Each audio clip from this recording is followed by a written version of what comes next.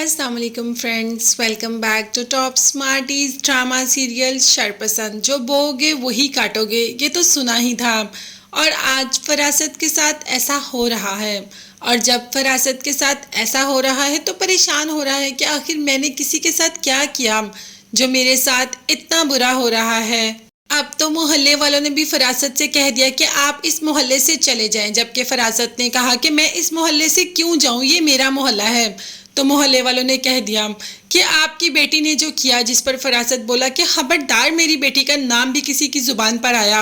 अच्छा तो ठीक है, बेटे की बात कर लेते हैं। आपके बेटे ने जो किया वो भी तो सबके सामने है। और वैसे आपकी बेटी का नाम तो किसी की जुबान पर नहीं आना चाहिए, मगर जब आपने शाज़मीन का नाम अपनी जुबान पर लाया तो हमने आपका साथ दिया, जबकि हमने शाज़मीन का ऐसा कुछ भी नहीं देखा था जो आपने हमें बताया।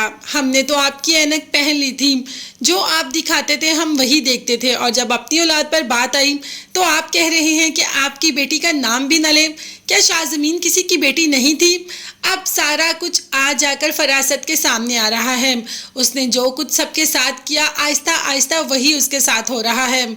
शाज़मीन पर उसने करैक्टरलेस होने का इल्ज़ाम लगाया और वही सारा कुछ अब उसी के घर में हो रहा है। और अब फरासत से ये सब कुछ बर्दाश्त नहीं हो रहा। उसे लग रहा है कि मैंने ऐसा क्या किया जो मुझे सज़ा मिल रही है।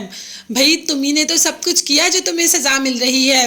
फिदा और सनम जो एक दूसरे से इतनी मोहब्बत करते थे, मगर फरासत से उनकी मोहब्बत भी देखी नहीं गई और उन्हें हमेशा हमेशा के लिए जुदा करने के लिए बहुत से प्लान किए, जिसमें कि वो काफ़ी हद तक कामयाब भी हो गया।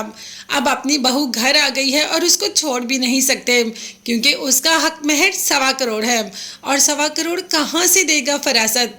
इसीलिए तो अपनी बीवी से कह दिया, अब जो बहू आ गई है उसको बहू तस्लीम कर लो। अब यही तुम्हारी बहू है और यही इस घर में रहेगी, क्योंकि मेरे पास 1.25 करोड़ नहीं जो मैं उसे दे सकूं।